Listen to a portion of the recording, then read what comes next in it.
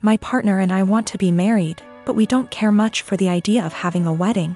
We wanted to elope, but my mom has been telling me since I was 16, and had never even had a boyfriend, that she wanted to see me get married and she would basically never forgive me if I eloped. I do like the idea of my family being there to celebrate with us, but I hate the idea of spending money we don't have on this huge party just so that our relationship can change in nothing but name and legal benefits. And for various reasons, it doesn't make sense for us to wait until we can afford a wedding to get married. We wanted to keep it small, preferably under $3,000, which is honestly more than I'd like to spend. But we have to be realistic.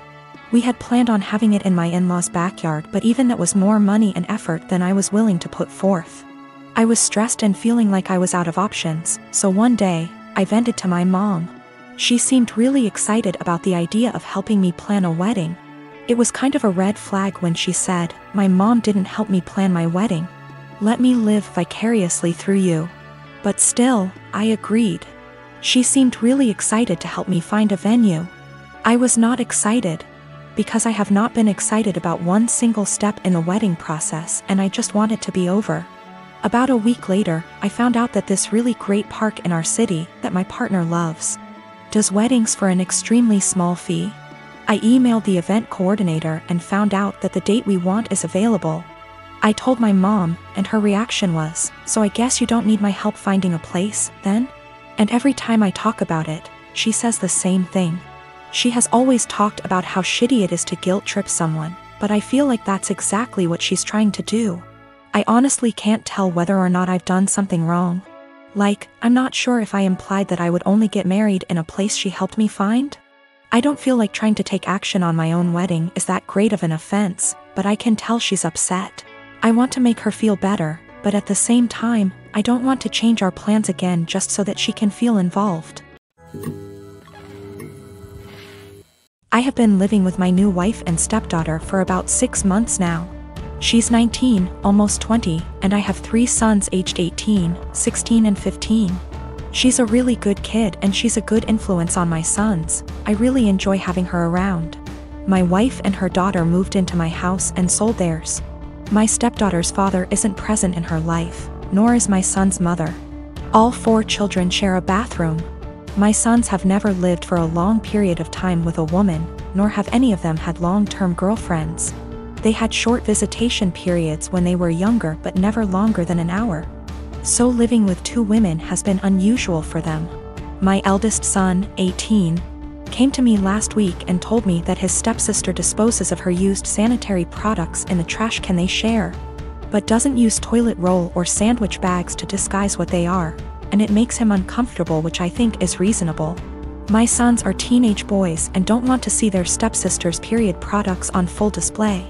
A few nights ago I went into the kitchen to grab a snack and she was there doing some work for university. My wife had mentioned that she knew she was on her period, so I took it as an opportunity to have a word with her. I told her my sons were uncomfortable and asked her if she'd mind putting her used products in diaper bags, or flushing them down the toilet. She laughed and told me it was rich coming from a man who sheds like a gorilla and has produced 3 skid-marking sons, which I thought was just an unnecessary attack. I've been nothing but nice to the girl and it's hardly a comparison.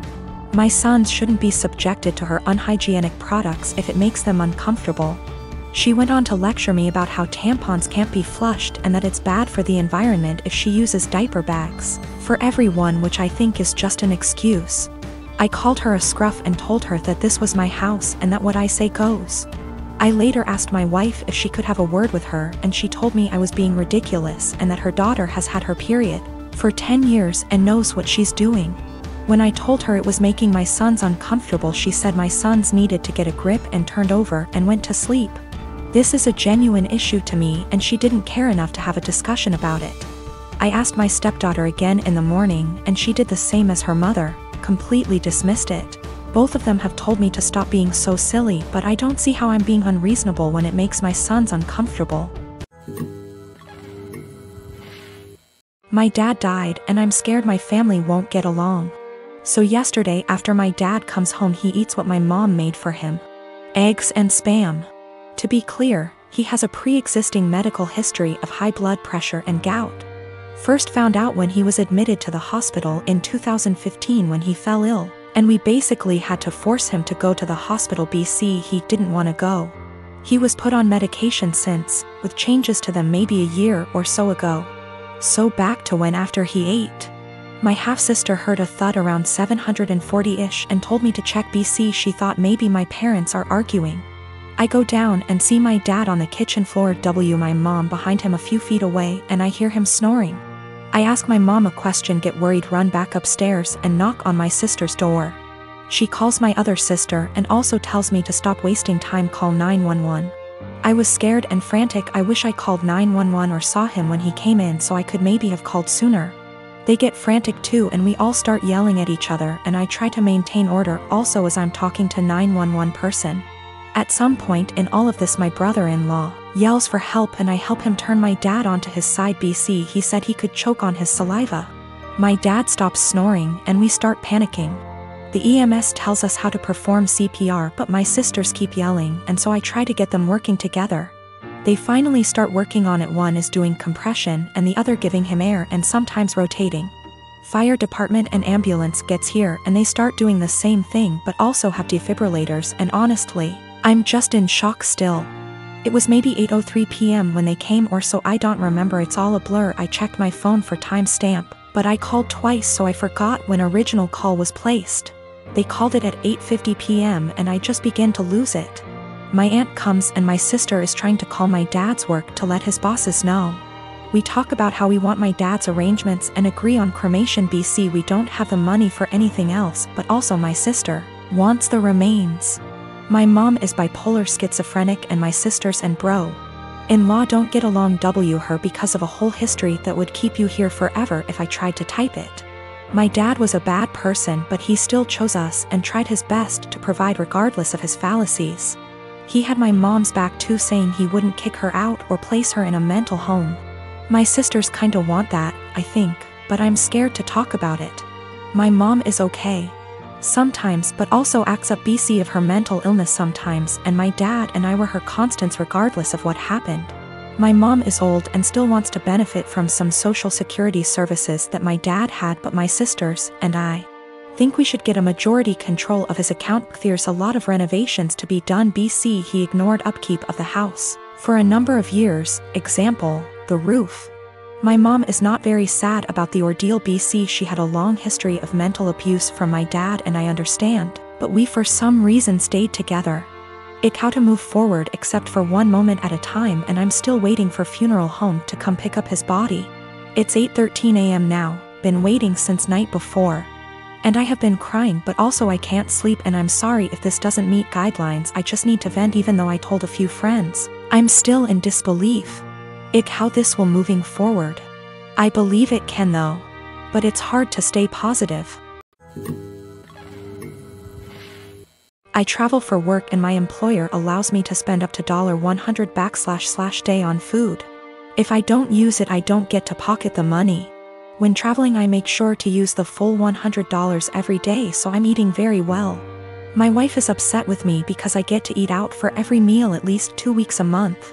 She says it isn't fair and I should just go to the grocery store and bring back food to my hotel. I've explained to her that it doesn't make sense since I don't get to keep the money if I don't use it. Every evening when I call her, she wants to know exactly what I ate. She can see the credit card statements reimbursed by employer, so she knows how much I spent. She'll see I spent $75 on dinner and start freaking out about how wasteful I am. I take her out for dinner at least 2 times a week when I'm in town, and she goes out several times a week with friends when I'm not in town. This whole thing just seems irrational, and it is really putting a strain on our relationship. I haven't gained any weight and am in great shape. I focus on quality of food much more than quantity. Most hotels have a small gym and / or a pool. I can't buy groceries or gift cards to bring home. It is against policy. I submit pictures of the receipts, so this wouldn't work. I track all my expenses and submit receipts for reimbursement weekly. I float the money for 7 days max. Usually I have around $3,000 to $4,000 in expenses per week, which we can make work without any issues since I pay for all my food, airfare, hotels, and car rentals myself. I collect an enormous amount of points and other perks. These points allow me to go on at least 2 vacations a year with my wife for next to nothing. We went to Spain early this year for 2 weeks and spent under $400 for the entire trip. Not using a company card is one of the best perks. Using a different credit card is not on the table. My wife and I have all our finances together. We both think it's important to be 100% transparent with money. We don't have any kids. She started a business selling Mary Kay a few years ago. She is working really hard to expand and find new customers. She likes the idea of being her own boss, and I try to do everything I can to support her. I'm rarely gone for 2 weeks at a time. Sometimes I'm gone for only 2 days. On average, a trip lasts 5 days and I go on 3 a month. A lot are saying Mary Kay is a pyramid scheme. I don't really know that much about the details of the business. I see a lot of women selling makeup, candles, and diet-related products, so I thought this was normal. We've put in around $50,000 over the past 2 years. Most of the money goes towards buying inventory and training seminars. I'll have to do some research to see what is going on. My day-to-day is anything but glamorous. I've spent more time in the airport than I even care to think about. Things go wrong often on the logistical side. My work can be very stressful, but I've gotten very good at managing the workload. My boss encourages us to use the full expense amount. He understands the stress involved traveling so much. He's actually working on increasing the amount to $140 /day because of inflation.